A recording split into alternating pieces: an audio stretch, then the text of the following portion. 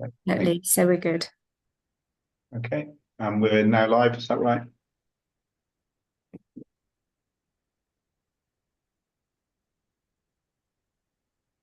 Just confirm we're now live streaming, Chair. Okay, thank you. Good afternoon, everyone. I'm Keith Harvey, Vice Chair of the Schools Forum, and I'll be chairing the meeting this evening as Graham Spellman has given his apologies.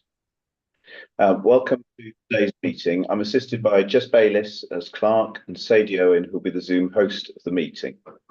The other members of the forum are Maria Morgan, Nicole Browning, Paul Davey, Gemma Duff, Joe Lagares, Chris Prosser, John Hewitt, Jackie Davies, Gemma Piper, Richard Hawthorne, David Ramsden, Leslie Roberts, Campbell Smith, Phil Spray, Charlotte Wilson and Lindsay Wood, and non-school members Reverend Mark Bennett and Richard Hand. The following councillors and officers from West Berkshire, a councillor in attendance to advise the meeting. So we've got Councillor Heather Codling, portfolio holder for Children, Education and Young Persons People Services. Councillor Ian Cottingham, portfolio holder for Finance and Corporate Services. Anne-Marie Dodds, Executive Director, People, Children and Family Services. Michelle Sancho, Acting Head of Education Services. Melanie Ellis, Acting Head of Finance. Rose Carberry, Principal Advisement for School Improvement.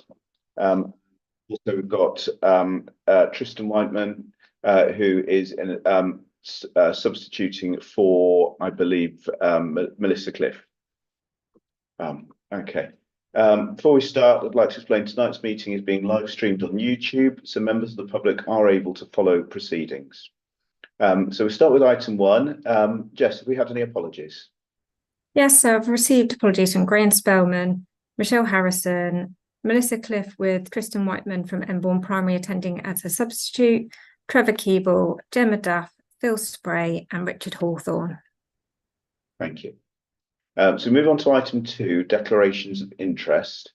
So due to the nature of this evening's meeting, I'm going to explain the procedure in terms of declaration of interest. So in line with paragraph 3.7 of the Schools Forum Constitution, it's advised that any member of the forum who has an interest in any proposal beyond the generality of the group that they represent shall declare the interest at the beginning of the relevant item. Should the member declare a prejudicial interest, then they can explain any issues to the meeting and then must leave the meeting until the item is finished. The member cannot vote on that item. Members may remain in the case of a personal interest. Are there any declarations of interest from members today? Jackie. Yes, I have a declaration of interest. I have a surplus in my budget for 22-23, and that precludes me from taking part in this meeting. I'm also a governor on the Downs Foundation, and that further precludes me from taking part in this meeting. So nice to see you all, but see you next time. Thank you. And John? Yeah, I understand that I have an interest in this, although I'm not happy with it, but I go along with what the forum has said. I feel it's a concern that there's no representation for special schools whatsoever in this meeting. However, I accept the point that you bring out, Keith, and therefore, I suppose, recluse myself from this meeting. Thank you, John. And Chris? Yeah, same for me. I've been told that I'm not allowed to take part in the discussions. Again, like John, I'm not very happy with that at all. I feel that the matter in hand involves all schools and could involve all schools into the future. But I accept the legal advice, and I will not be taking part. Okay, thank you, Chris. Keith, can I just ask, sorry, do you wish us to leave now? I wasn't sure of the protocol. I was just about to ask Jess that. Thank you.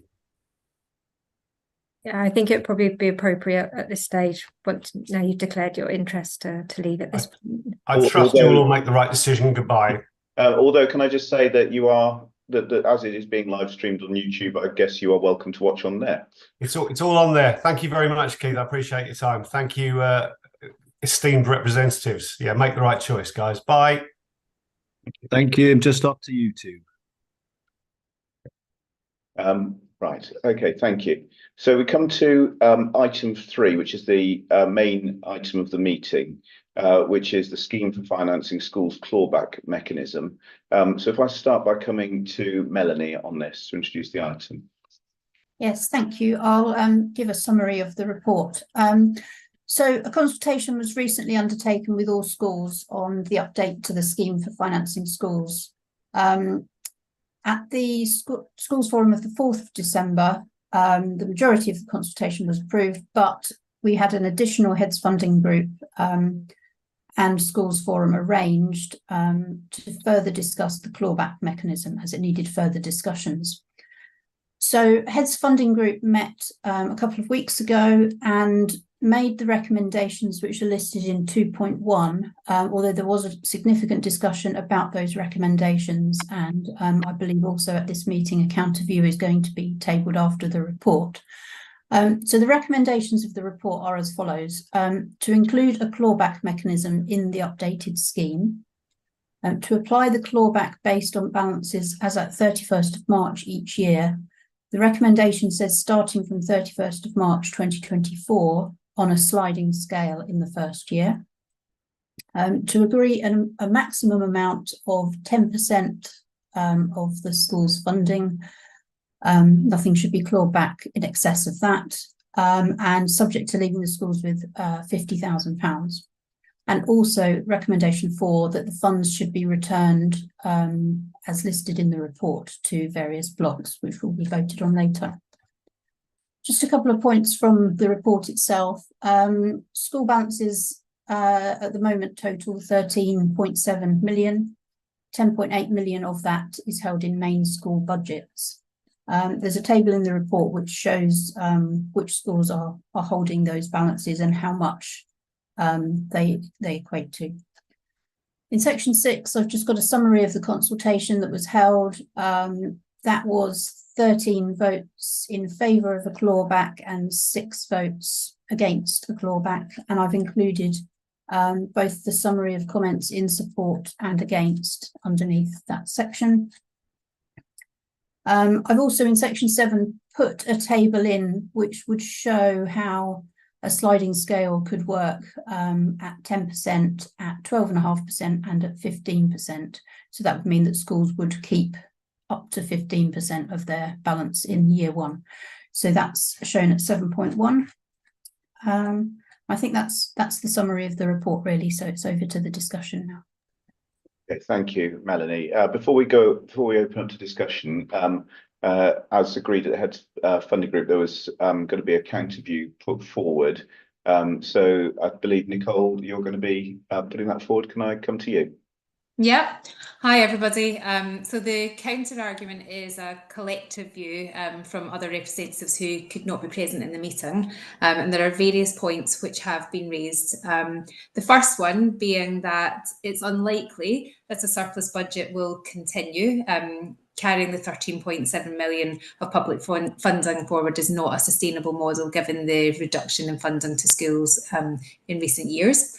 And we are conscious that carrying large funds forward can indicate to government and other public services that school budgets within the system can absorb further cuts in the future. So there's a concern about that. There is an agreement that there needs to be a system to bring balances forward and to reduce balances to more realistic levels and within sound financial management. So there was an agreement around that. There was also the point that some schools which are currently carrying forward large surplus budgets have very clear plans about how those funds were going to be allocated and have justified and can justify what those carry forward funds were for. And then the other item that was raised is that if the clawback were to be introduced, then it should be from 2024-25, rather than 24-25, 25-26, to ensure that schools have longitude in financial planning to be able to allocate those funds and recoup balances. The broader concern is that if that doesn't happen, then there will be some local authority maintained schools which might be encouraged to join multi-academy trusts, which otherwise wouldn't, and at a faster rate than they would do. Thank you, Nicole. Shall I open the floor up to any comments or questions now at this point?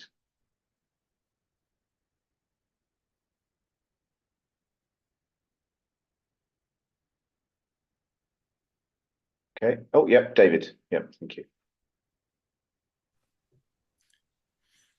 I was wondering whether somebody else might want to go first, Keith, but never mind. So the first thing I'd like to say is I'm not sure it's a counter proposal. And I'm trying really hard to help this evening because I understand the sensitivities. Keith is doing a brilliant job of chairing. These are people that we're really fond of. The only real difference between proposal 1 and proposal 2 is the date. Really. I agree with that, yeah. Yeah.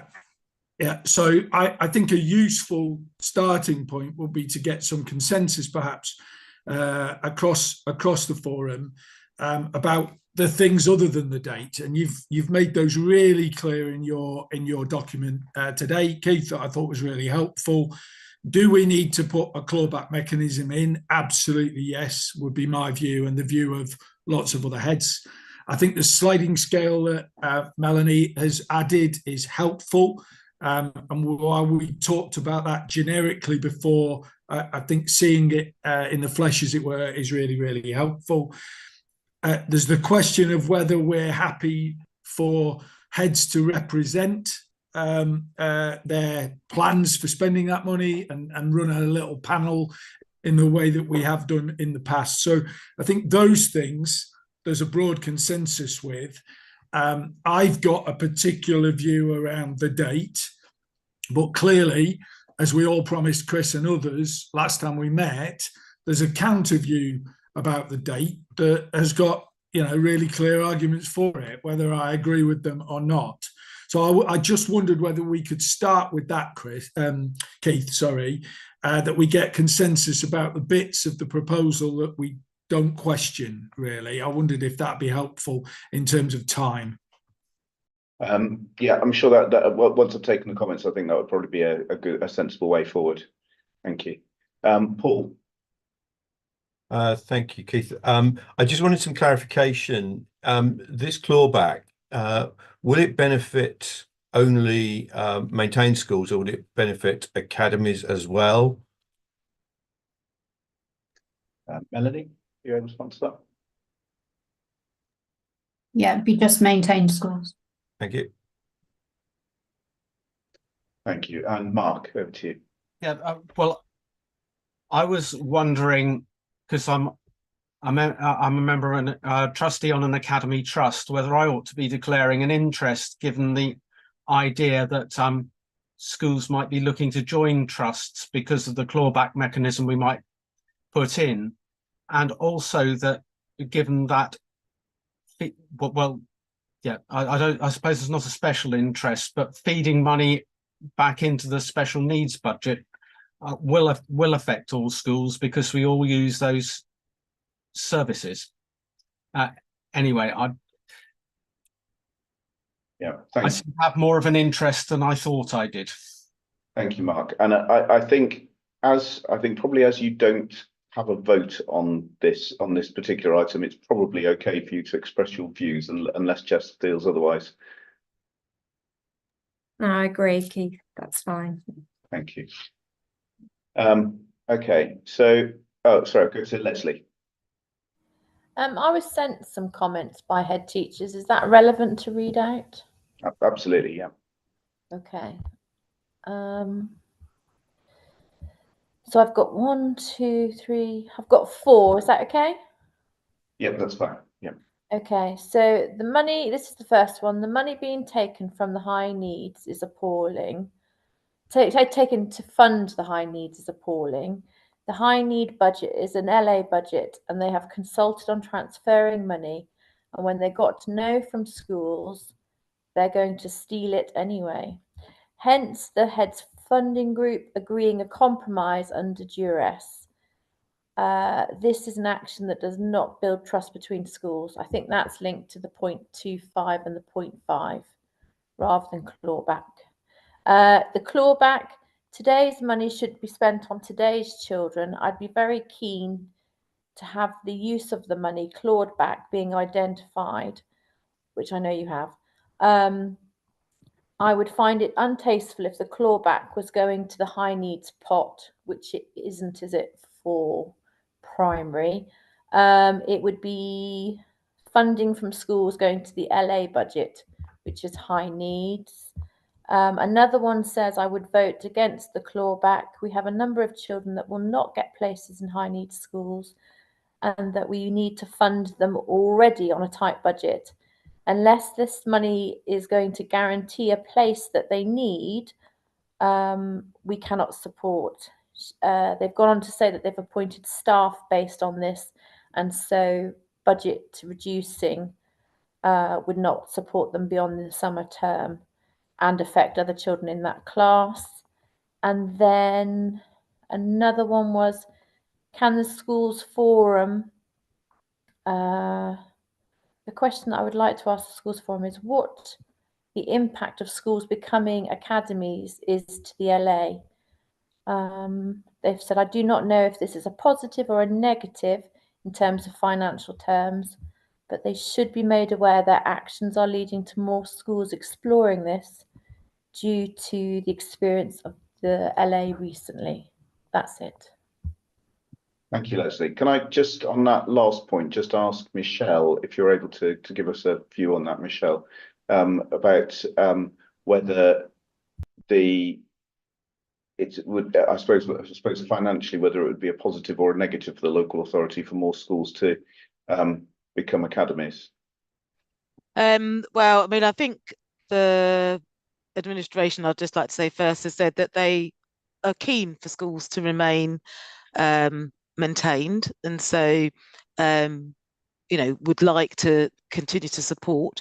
In terms of services, obviously more funding would go out to the academies rather than being within the local authority, so it would potentially have an impact on the local authority.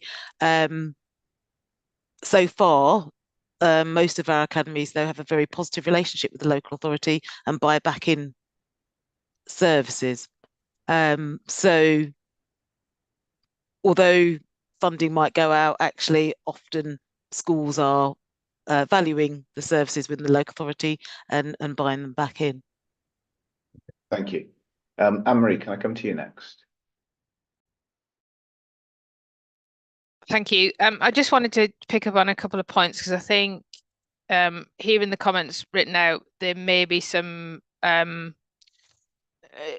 factual inaccuracy in the comment, and it may be interpretation, but it may be a misunderstanding. So to be absolutely clear, the high needs budget or the high needs block is not a local authority budget. It is a school's budget. It is part of the dedicated schools grant. So it essentially makes no difference whatsoever to the local authority. I think the challenge, which has been rehearsed in recent weeks, is that there is a significant overspend on the high needs block, which again, let me reiterate, is a school's budget. And it's a budget that's controlled by the schools forum. It's not a budget that's controlled by the local authority. And in terms of money going back into the high needs block, I think we were really clear when we had the Extraordinary Heads Funding Group and previous meetings when we've discussed this issue, is the money will go back to where it's come from. And actually the funding for special schools has come out of the high needs block, and therefore if the funding is coming from special schools, it would go back into the high needs block. Likewise, the schools for primary, secondary schools to come out of the schools block would go back into the schools block. So the money will just go back to where it's come from and be distributed, as Melanie and Michelle has said, to the maintained schools. I think I would just want to reiterate the point as well. First of all, we can't draw. I know colleagues will say there is a correlation between those who are exploring academisation and not, because of the current situation. The current situation will not alter the funding for schools, whether they're maintained or whether they're academies, because they're funded on a per pupil basis, which is exactly the case, whether they be academies or whether they be maintained schools. So that's the relationship with schools funding. To reiterate the point that Michelle's made, but probably make it a little stronger, we really want our maintained schools to stay as maintained schools in West Berkshire. We have no desire to lose schools to academies. We do respect and support the work that academies are doing, and we'll continue to work with academies in the same way as we work with our own maintained schools. So it's our desire that we keep as many schools maintained as possible. But that doesn't make the current funding situation go away. Whether schools are academies or whether schools are maintained schools, there is still an overspend on the dedicated schools grant, and we are part of the Delivering Better Value programme, which means that we have to balance our dedicated schools grant, high needs block, early years block, schools block. All of those blocks need to be balanced within the next couple of years. So whether it's this decision today or whether it's a subsequent many decisions, we have to get to a position where the schools forum find a mechanism by which they start to balance that school's budget. And again, it's a school's budget. It's not a local authority budget. Thank you, Chair. Thank you, Anne-Marie. Well, can I just respond to you just or ask you a question? I suppose. Yeah, of course. I don't normally like to as chair, but just feel in this case. So, with the special schools clause, if there were a clawback introduced with that, I'm right. So you've said that it would go, that the budget would go back to maintained schools. Obviously, there are only 2 maintained special schools, so it would effectively go back to them, which doesn't sound right. Am I right in thinking that actually what would happen? It would be used to, I suppose, reduce the high needs deficit, which would effectively mean that some of it would be going to profit-making independent schools. No, that the high needs, we can't rule that entirely. So the high needs block is all of our additional SEN spend. So some of that is about support that goes into all of our schools. Some of that is about paying for places at special schools. Some of it in extremis is paying for independent maintained special schools because there aren't enough special school places in West Berkshire. So it's not one thing, it's multiple things. It's how we fund support that goes into children's education, health and care plans. It's about support that goes into school. It's about support that goes, so emotional mental health teams, for example, they're one example of where that funding is spent. So there are a raft, Rose is not on the call or Jane on the call, but there are a raft of interventions that Schools Forum have discussed historically, I'm sure, that are provided for schools when they need them, that will be paid for from that high needs block. So it would be disingenuous to assume that that money is just then going out of West Berkshire and going into independent sector elsewhere. So some of it will, because some of it does fund independent school places when children have education, health and care plans, but it's not exclusively going out of the area. And as an example, because we haven't had this conversation, I don't think, when a school academizes, that school takes with it any surplus balance. So I can understand completely that schools are saying, well, we're going to academize so we can keep a hold of our balance. So the balance would go with the school. Notwithstanding that being the case, we still have, as schools, we still have a deficit position to recoup. So if we have a position where schools academize, they take their surplus balance with us. So for example, now we may say, for the sake of argument, 3 million would come back from special schools back into the high needs block. That would reduce the deficit in that high needs block down from 9 million to 6 million. We've still got to find 6 million as schools in West Berkshire to plug that gap. If the schools academize and we don't take that money back, we've got to find 9 million from all of our schools to plug that gap. So it's a simple math as to, do we plug that gap with surplus balances that exist at the minute? Or do we not make this decision, which again is a school's decision, and not make this decision, but know that actually we still have to find 9 million from somewhere, somehow, over the next couple of years? Thank you. Thanks, Anne-Marie. I'll come to the councillors next.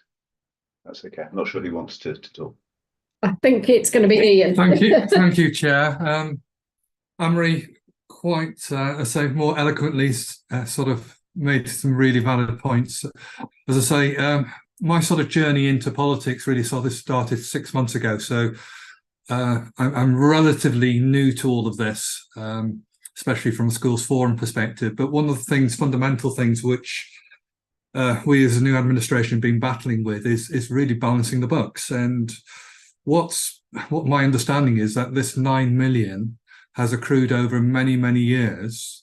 And my understanding, right or wrong, I apologise if I'm being too direct, but the schools forum has built up this £9 million deficit. It has to be paid back. We cannot keep on running a deficit of this amount. It will have to eventually be paid back. So we need to make provision to do so.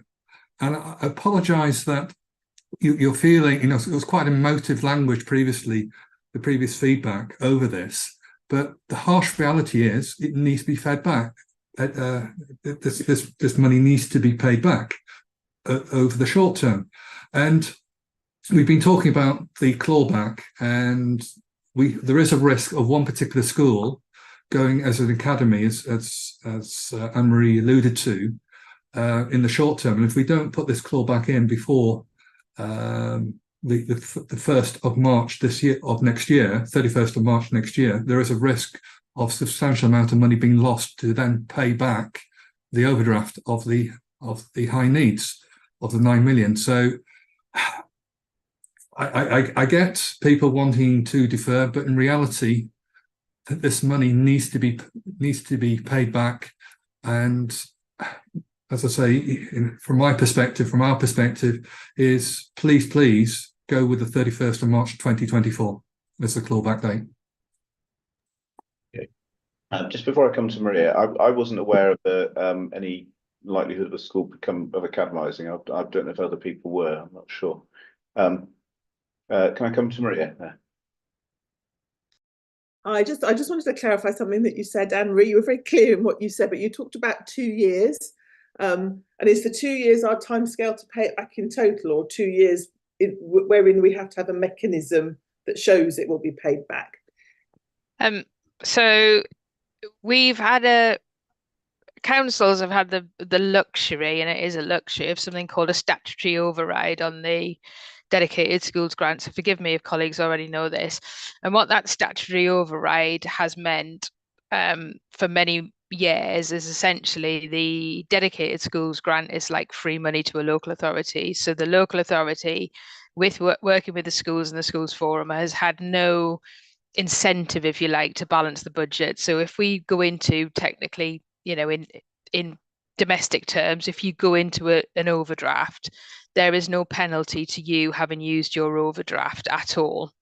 And you can grow and grow that overdraft year in, year out. And there are no consequences either to the schools forum, and there are no consequences to the council because of this mechanism called the statutory override. However, at the end of the financial year 25-26, whatever money is still sitting in that overdraft becomes the problem for the council. So if schools continue to spend and they continue to sit in their overdraft, the consequences come on the 31st of March 26. So that's where the 2 years comes from, Maria. And what that means is whatever that overspend is at that point then becomes the problem of the council. And to tell you at present, so the latest set of financial information, and Ian or Melanie might correct me, but at the minute we are projecting by the end of, I think, next year, a minimum 14 million overspend on our dedicated schools grant, which normally an overspend on the DSG, particularly through the high needs block, doubles year on year. So you could assume that unmitigated, our overdraft, if you like, could be in excess of £20 million by 26, and that will need to be paid back overnight, because the problem that we have is that would become a council problem. And if I can tell you that at present the forecast for the council in the current financial year is our entire reserve is likely to be less than £7 million on the 31st of March this year, still with pressures in adult social care, children's social care, home to school transport. So there is a risk that reserve will be even less. So even if it were to happen this year, the council reserve, the council does not have enough in the council budget to bail out the money that the schools are spending, and therefore the consequences of roll this situation forward to the 31st of March 26, the school's budget, the schools in West Berkshire would bankrupt the local authority. And that would, as we've rehearsed the conversation previously, that would mean that commissioners come in and start to run the council. I'm sure colleagues have seen the stuff that's happening in Birmingham at the minute. They're talking about nearly 60 million coming out of the children's budgets in Birmingham alone to start to balance the budget, and we would lose control of all of our spending. So it's something to be avoided. And what we need to do, and that's why we're in the Delivering Better Value programme, is because we are a risk. And we're identified as a risk, so we are given money to transform how we deliver our services. So whatever happens over the next 2 years needs to put us in a position where we can balance the books in 2 years' time. So crudely, it's a case of how do we minimise with the levers that we've got at this stage to pull and push to get us in a financially stronger position as soon as we possibly can, because otherwise we are going to be in quite a loop of quite difficult pain over the next couple of years till we try and bring the schools money into balance. Okay. Thank you, Anne-Marie. Can I just check though with you on this before I come to the others that I'm aware West Berkshire isn't the only local authority in this situation. So I had a look online. I think we're one of the lower deficit local authorities in terms of schools budgets, DSG. For example, Bracknell Forest, I think one of our near neighbours, was something like 42 million in deficit on the high needs budget. As a similar sized authority. I mean, what are other authorities doing? There are some authorities that are in safety valve, which is the most extreme level of intervention from the DFE on the high needs block. Much of a local authority's decision-making powers are taken away in that. And there is an expectation of things like clawback. There's an expectation of quite significant moves from the schools block into the high needs block to manage this. But again, the ability to control and to make decisions for ourselves is removed the more severe that the problem gets. And of course, we're not the most extreme.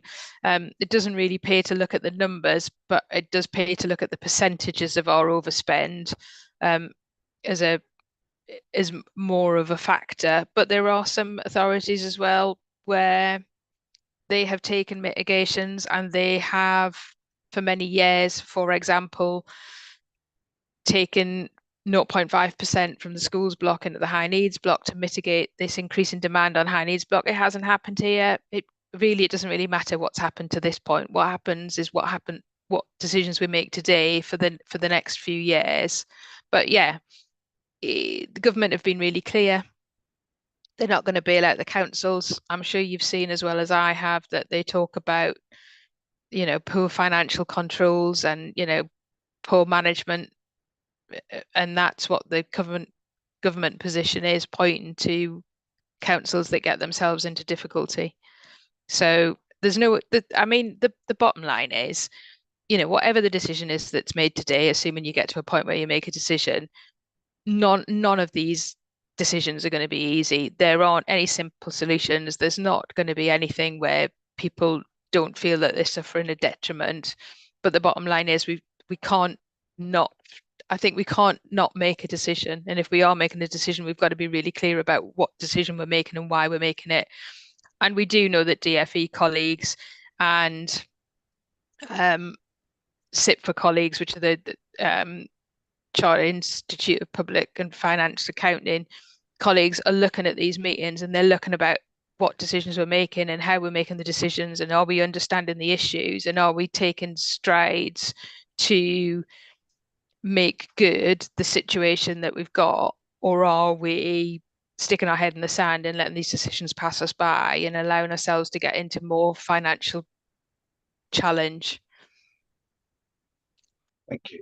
Anne-Marie, I wonder whether, sorry, before I just come to the others who've got their hands up, whether whatever decision is made today, whether it would be possible to have some sort of schools forum or indeed heads funding group meeting that is non-public meeting to actually look at the big picture for the future, where actually those things could be discussed, not in a public situation. Yeah, I'm more than happy to set up obviously it wouldn't be a schools forum because that needs to be in public, but I'm more than happy to, have a separate meeting just to talk about the funding and the situation and how that works. I think that would be really useful for many of us, to be honest. Thank you. Mark, over to you. Yeah, we've been talking a lot about funding, but one of the things we have to match against that is our statutory obligations to educate children and to provide for them in various ways. And one of the things that I've not ever really seen clearly benchmarked on this forum is the extent to which the grant we currently get enables us actually to meet our statutory obligations, and how far short or otherwise we might be if we made that comparison. And it seems to me that that's a very necessary piece of work to be done just at the moment, not for this meeting, but to understand the situation that we are in. Thank you. Thank you. That makes a lot of sense, Mark. I don't know if anyone's able to answer or comment on that. I know we haven't got Jane here. I mean, I would say that obviously we do meet our statutory obligations, but because we're meeting our statutory obligations and the demand is rising, that spend is going up. But in addition, we have a number of investor save initiatives that we've put in place here that have supported and helped, I think, lower down the stream. But we're now getting to the point in which we're going to have to decide what we do going forward, given the rise in the demand. But we do, as a local authority, meet our statutory requirements fully.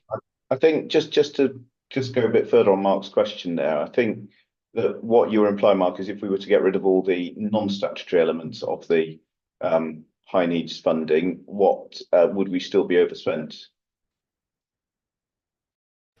Well, that's exactly right. And there are other statutory obligations beyond high needs. And if we start transferring things from other bits of the budget, are we still meeting those obligations? So it is just a big picture, but it would be useful to know that the modelling had been done and have a sense of what it told us when we're making these decisions, because it would contextualise the task before us. Yeah, I agree. Thank you. David, over to you. Yeah, thanks, Keith. I've just put a note in the chat that I would absolutely support a suggestion of a private meeting so that we can see the bigger picture, because I worry that we don't, and these meetings end up being bigger picture meetings, and we end up maybe not getting to the decision making as well as we can. So I just want to make two more points. And before I make the first one, Anne-Marie and councillors, I want you to know that I'm one of the people pushing for March 24 and fully in support of what you're doing. But I just think you need to be aware of a context here without me being a stuck record. You can remind me that the DSG and the high needs block is a school block, and that the DSG is in a difficult position because it's overspent and it's a school's problem. Well, those of us of a particular age who've been on forum will know that we did hours and hours and days of work to pull back the high needs block some years ago, and then the local authority came in and stopped that from happening. And I never knew why. And I know I'm arguing against my own position, but I think you've got to be really careful for those of us who've been here for a long period of time, because I'm trying to take a kind of whole LA view for the greater good. But we've been trying to cut back the high needs block for years. It's not that we've allowed it to balloon. That work was done a little while ago.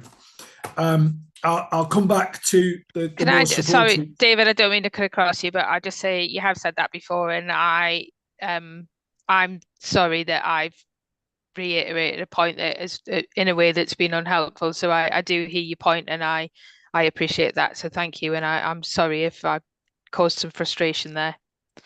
Yeah, it wasn't just you. Right, so let me come back to the supporting the position bit. I say again, Keith, I think let's focus when people have stopped talking, me included, on what we do agree quickly to get that consensus. My view would be that we've got to make a tough decision tonight to reintroduce clawback. And I would just want to support Anne-Marie, having had some experience of this earlier in my career. We do not want to lose control as a local authority or as schools, even, including academies, of the DSG by rolling someone in from the department who, in my opinion, won't know what they're doing. Going up the scale from delivering better value higher up, I think would be a disaster. And that's why I'm pushing for introducing, that was my wrong language there, introducing the clawback now rather than kicking it down the road, because it's going to be cuts to all of us in a brutal, uncontrolled way if we're not careful. I don't know who said it, perhaps Mark, but I wrote it down. This is kids' money that should have been spent on the here and now. And we're all in the same position. We're all guilty, perhaps, of sliding into surplus. I could myself. I've never questioned that. But if we don't introduce a clawback system and we kick the date down the road, that is just going to be allowed to perpetuate. We've got to bite the bullet now, and other head teachers have got to trust that we will do that process properly with a quality assurance panel in there to review those surplus budgets. I just don't believe, given how much they've ballooned in the last 2 or 3 years, that we can kick it down the road. Sorry, Keith, I covered a lot. That's okay. Thank you, David. I'll come to you next, Charlotte. Thanks, Keith. It builds on David's point, really, his first point about the schools forum and that group looking after and being in charge of that money. Really, it's a question for councillors and officers. As David says, we have talked about cuts and invest to save quite a lot, and continually over the years we've asked for impact reports, so we could actually see what has been working and what hasn't. And I don't feel that we have ever had those, so we can really see what is making a difference to children. And really, I'm looking for some assurance that whatever decision is made, what can councillors and officers do to make sure then that schools forum are fully informed and we get a real representation of what is having an impact and what isn't, so we can spend the money where it really makes a difference to children. Thank you. Through you, Chair. Charlotte, I think as part of the next sort of phase in the next 12 months of that delivering better value programme, we're going to have to look at on high needs particularly, we're going to have to look at every penny we spend in there, and we're going to have to see whether, first of all, that money benchmarks against our neighbours, and that spend is where it's supposed to be, we will also have to look at, and I am committed to doing this in all aspects of children's services, not just here in an education arena, but whether what we're doing is actually making a difference to children and families. So you can expect that will be the approach that we take on through this next period. Obviously, I have a job to do in terms of leadership and hearts and minds within the council to start to look at everything that we do in children's services in that way. But I am committed to understanding that every pound that we're spending on children and families is actually making a difference to children and families. So I'm happy to take that as an undertaking to know and to understand it. And I think we will have to have a number of conversations over Schools Forum over this next period about money that's been spent and how that money is being spent, and is that money making a difference to children and families. And I think that won't just be a local authority decision. We will be relying very heavily on school leaders and your colleagues to understand whether what we're doing is making a difference for our children, so that we can make a collective decision as to whether that continues or whether it needs to change in somewhere, or in fact, if it needs to stop. Thank you. Thank you. I'll come to the councillors again. Thank you, Chair. Just picking up on the proposal regarding getting a good understanding of all of the finances, both indirect and direct, to the council. I totally support that proposal. I think that would be a really good forum for debate, just to give you an insight into the challenges which we face, but also indirectly through the Schools Forum, through the monies which we receive and then allocate out. Probably well aware we're going through a consultation for next year's budget. We do have 14 million to find, so had one last week in Hungerford, we've got Thatcham tomorrow. So we are listening. I do passionately believe that children are the future of us all. Without them, they're the ones who will be the entrepreneurs delivering value to us all in our own old age as such. As I say, we're very much into the prevention mode of understanding what is driving increase in special needs. So one of the things which Anne-Marie has done coming in is to look at early intervention. What can we do from helping families and children who potentially would be coming later on into a permanent healthcare package? So we're very much wanting to have that preventative strategy, and we're doing as much as we possibly can with the funds to be able to push rather than fix and fail, to actually prevent issues further down the line into West Berkshire. Thank you. Charlotte, I'm assuming that's a legacy hand still up. Paul, I'll come to you. Thank you, Keith. So I come at this from a business perspective as opposed to from an education perspective, and I'm looking at a problem of saving 6 million or potentially 9 million over the next 2 years. I really, with the delivering better value, I understand that is potentially something that could deliver some better value, but it's not going to deliver anything like the scale of what's required.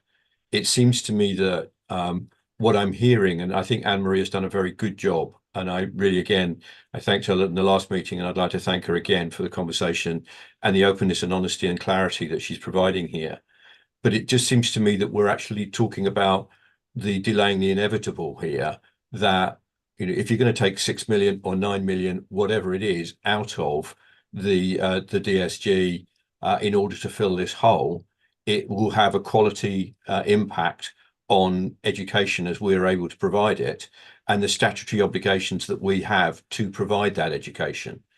And at the moment, I can't see anything that's being proposed or discussed that's actually going to stop that happening.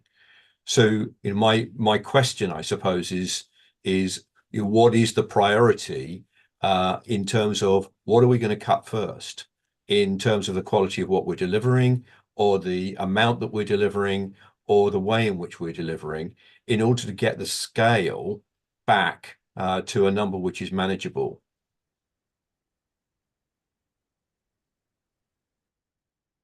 Thank you. I'm not sure if anyone is able to answer Paul's question, or at least make a comment on it. Yeah, through you, Chair. Apologies. I think everything that you're saying in there, Paul, is absolutely valid, and I think that coming back to the point that David made earlier. I think that's not a discussion for now, but it is certainly a discussion that we need to have. And I think we need to start that discussion, as has been suggested, in a closed meeting, so we can have a warts and all type conversation and get into those types of issues. But this is not the space. And that, again, you know, channeling David, we need to get to a point in this meeting today where we can make a decision about the single issue that we've come back together for, so we can do that.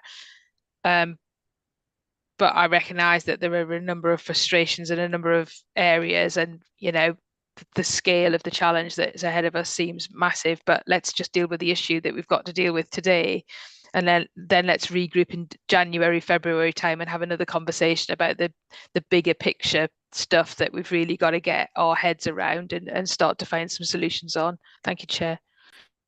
Thank you. Michelle, to you.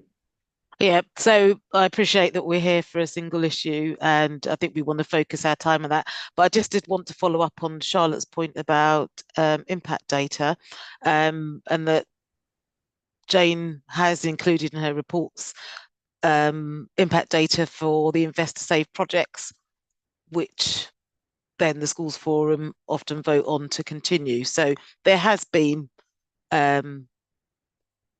information about the Investor Save projects anyway. I'm not saying that we don't need to do better going forward and evaluate what we're doing and the impact further, but I just wanted to make that point. Okay, thank you, Michelle. Just before I come to David, once we've had David, I think we'll then take a vote on the things that we possibly can agree on straight away.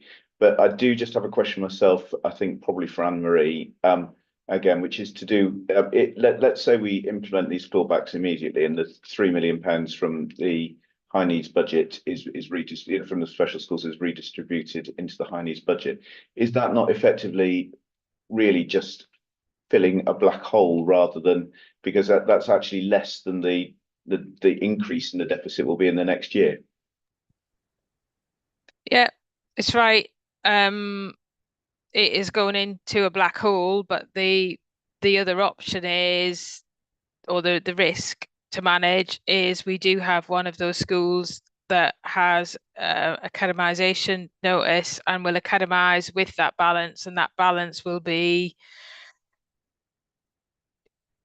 certainly one school on the list. That balance will go then into an academy trust, and we will still have the deficit position. So there is a conversation about, you know, do we want to take surplus balances and put them into our black hole, or do we want surplus balances to go into academy trusts? Okay, thank you. David, although you're out of shot at the moment, but I'll come to you now. Oh, yep.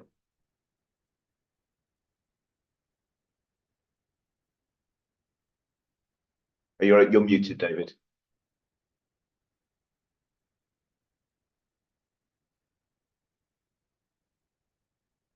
Still muted. So, sorry, Keith. Certain technical issues. I was in danger of losing power, which would have been the worst moment of my life.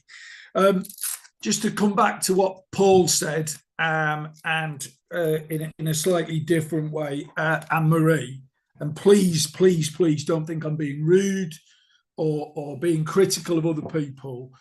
I just think we need to be careful of this argument where we say, well, it's not going to touch the size of that deficit. That approach has been what's got us into this trouble in the first place, in my mind, because it's been going on for a number of years. The high needs block has ballooned. We haven't acted on it until we got to the point where we can't do anything other. And I just think we need to avoid that. The direction of travel, from what I can gather through ASTL, through NAHT, through other colleagues, through LA, is that the government is saying, right, this hasn't worked, so we're going to take control now. And that's why I think it's got to be this March coming, not a year down the line. I know it won't get rid of the whole deficit, but I think we've got to take some of it and crucially be seen to be doing what we can. Sorry, Keith. Thank you. Thank you. Okay, well, shall we vote on some? Oh, so, I'll come to Nicole again. Sorry, just before. Go on. Thank you, Keith. It's just a quick point about the black hole and the amounts that we have, which won't necessarily touch the sides. Some of the schools which have presented surplus budgets have other projects which the funds are allocated to. So the clawback by next year would result in deficit budget for them. So I think we just need to be mindful that in making sure that we don't withdraw services for students for whom money is allocated for, that we take them into consideration. Thank you. The sound wasn't great there. I don't know if it was the same for other people, but I think we got your point, Nicole, there. Thank you. Okay, shall we come to some areas that I think we can agree on? So if we look at recommendation 1, which is to include a clawback mechanism in the updated scheme for financing schools, do we have a proposer for that? This is just to include, so David, thank you. This is just to include, it's not to put a date on it or anything like that. This is just an agreement to include a clawback mechanism at this point. Thank you, David. Do we have a seconder for that? Maria, thank you. Jess, I'll hand over to you for the vote. Thank you. So this is a vote with all maintained school representatives. If you can indicate if you're for or against the proposal. So Nicole Browning. In favour. Paul Davey. Against. Keith Harvey. In this case, 4. Joe Lagaris. 4. Maria Morgan. 4. David Ramsden. 4. Leslie Roberts. 4. And Tristan Whiteman. 4. I can confirm that that is carried. Thank you. And can we also, and I think probably, I don't think we've heard anything against recommendation 3. So I wonder if we can perhaps look at this one now. This is the recommendation of the maximum amount that could be clawed back each year with the amount of school balance to the excess of 10% of the budget share, subject to leaving the schools with a minimum of £50,000 balance. The amount will be recommended by Heads Funding Group after reviewing the commitments on the statement and taking into consideration the sliding scale in the first year. Schools Forum would then make the decision. I think, again, I don't think that is too controversial a vote. So do we have a proposer for that one? David, again, thank you. And do we have a seconder for that? Maria, again, thank you. Over to you, Jess. Okay, so with maintained school representatives again, so Nicole Browning. Yep, in favour. Paul Davey. I'll support that. Keith Harvey. 4. Joe Lagaris. 4. Maria Morgan. 4. David Ramsden. 4. Leslie Roberts. 4. And Tristan Whiteman. 4. And that is carried. Thank you. So now we come to the more controversial recommendation 2, which is the date of clawback. Now, I've come to this meeting with a very firm view and also a very firm view provided by other primary heads, which I don't feel I'm able to I wouldn't feel able to vote for this recommendation because of that. However, having heard some of the things that Anne-Marie has said today, I wonder whether this could potentially be, I don't mean to kick it down the road any further, but whether, because I suspect if we vote now, it won't be carried, but whether this could be discussed potentially at the next school forum and agreed with an opportunity for Anne-Marie to potentially talk to other heads first. I don't know whether that is possible or not, but I just will look to Anne-Marie to see whether that is possible or indeed to Jess to, I'm not sure in terms of times and dates. Sorry, I just had someone in the office talking to me. I think, I mean, we can take it into the new year if that's helpful. But I think we'd be better placed to make a decision today. I know the consultation was in favour of what was in the original paper, which is what we're talking about. So there's been no change to the date since Melanie originally circulated the paper. The consultation was in favour. The consultation was in support of that, so was in favour of it. I think you've just unanimously voted in favour of the last recommendation, which was saying that when we make this decision, anything that's on those school balance sheets and anything that's in existing commitments for those schools will be taken into account. So schools will not suffer a detriment if they have allocated those funding to issues that are already on those school balance sheets and that work is underway or that activity is already underway, then that will be supported. So schools aren't going to lose anything that they have already committed to. That will all be taken into consideration with finance colleagues. So again, it wouldn't even need, I know it was suggested earlier in the meeting, it wouldn't even need a heads group to look at what's been suggested and why schools are asking to keep a hold of their surplus balances, because anything that we can see that is in governor's minutes about potential and anything that's committed to spend, which is already on the balance sheets, then we can deal with that. So schools aren't going to lose out. So it may be possible, and there is a risk, but my view would be, I think we need to get this done today, and see where we get to, knowing and understanding that if schools have committed those balances, then they will be able to keep a hold of those balances. It's not like we're just going to wade in with a sledgehammer and say, no, we're taking it anyway, based on the numbers that we can see today. If it's committed, it will be spent. Unless Melanie tells me I've got that wrong, but I don't think so. No, that's completely right, Anne-Marie, and that was the point of the schools at the year end, providing balance statements which would detail out all those commitments, and they would definitely be taken into consideration. So anything that's committed this year, the schools can spend, and I think that the schools won't suffer a detriment in this year. And you've already agreed to take it next year, so I think David's got his hand up. Okay, David, over to you. Yeah, it's not a lot, Anne-Marie, that I need to say that you haven't just said, but Keith, please, we can't keep delaying this decision. Whatever decision is made by heads tonight, I think it's about how we all feel now, having listened to sensible arguments for and against presented, both at this meeting and heads funding group meeting. I've said at both meetings there should be enough quality control to quality assurance, to support heads by looking at those balances properly. It probably means we won't get the full amount, but at least we'll have introduced a clawback mechanism and shown that we will act on that. And that's important for all of us as schools, me included. I really would implore us to make the decision today, and I support Anne-Marie in saying I think it needs to be March 24. Okay, thank you, David.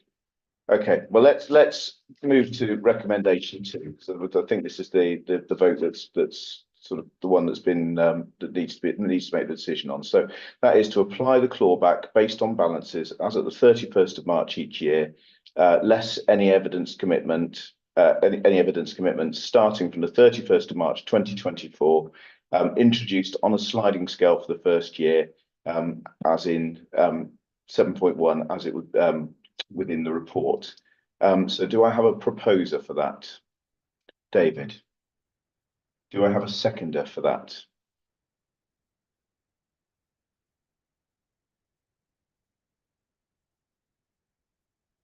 Maria, thank you.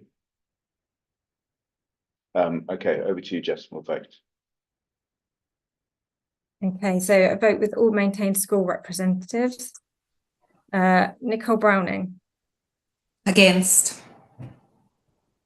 Paul Davey. If you're going to do it now. 4. Keith Harvey. I don't think I can vote for with my with conviction, having spoken to other heads, but I will abstain. Joe Lagaris. Against. Maria Morgan. This has been really difficult. I wasn't going to come and decide this, but having listened to all the arguments, I think if we don't say start in 24, we'll be in a worse position. So I'm going to vote for. David Ramsden. For. Leslie Roberts. Against. Tristan Whiteman. Against.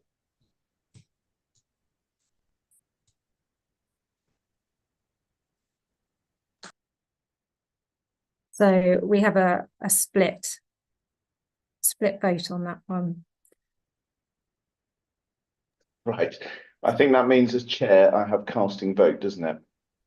Yes, you can choose to take a casting vote. This is a very difficult one for me. And I see, the problem is I see both sides of this argument quite clearly. And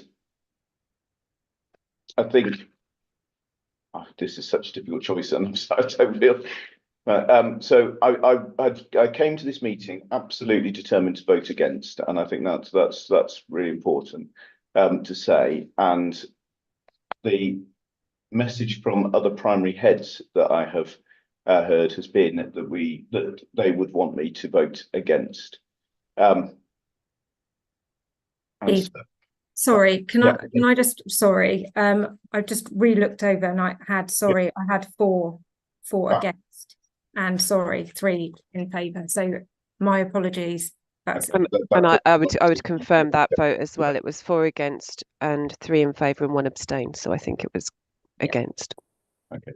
Well, it means I don't have to make that decision, which I'm at least happy to do in that respect. Okay. So that is not carried then. So where do we go from here? I think so. There's no. Is there? I guess we still need to vote on recommendation 4.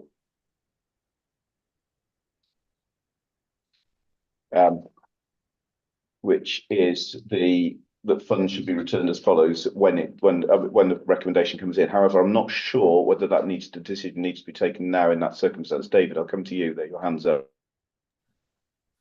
Yeah, I'm just looking for a sort of technical accuracy here, Keith. Sorry, I don't want to talk over the top of you at all. Does the against mean that we have voted for it to come in the year afterwards? That's a really good point, actually. I don't know, Melanie, are you able to confirm on that, or Jess? So I believe that would need a new proposal. So for that to go through, then there would need to be a revised recommendation. So at this point, it's just that the April 2024 is not carried. A revised recommendation, Jessica, that you'd have to go away and work on, or that can be done in this meeting? The Schools Forum can choose to amend a recommendation. Somebody would have to propose and second. It would have to be a maintained school rep would have to propose and second that a recommendation, an amendment is made to a recommendation. Then there would be a subsequent vote setting out that new recommendation, and then that would need to be proposed, seconded and voted on. So could I hand back to chair and perhaps implore us to at very least make a decision about that this evening, because otherwise we're just going round and round in circles. Okay, so I guess there are 2 possibilities here that we could look at. Number one is that we could make a decision that this decision will be taken from the 31st of March 2025, which is one possibility. Or the second possibility is that we could increase the percentage potentially of a clawback in 2024, the minimum clawback, which potentially could meet more positivity from the forum. I don't know. Does anyone have any thoughts on either of those? I'm sorry, Leslie.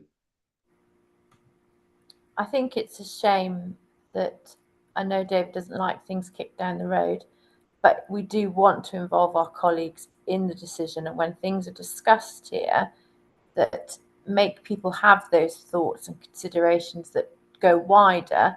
If you don't talk to people, I can't represent people. So I have to go with what I was told and got the consensus from the group. But if things were shared wider, if people had some of that knowledge that's come undone about, people might go for that minimum. That's all I'm going to say. What I would say just before David comes in on that, what I would say is that obviously we are here representing our colleagues, and I guess it's a little bit like Parliament in that or the council, in that we can't, we've been nominated to represent everyone else, and I guess we make those decisions amongst ourselves from that. David, over to you. That's what I was going to say, Keith. We are representative of those people. We have, in some cases, spoken very carefully to them, and in others less carefully, depending on who turns up to what meeting. Keith brought along a representation from primary today.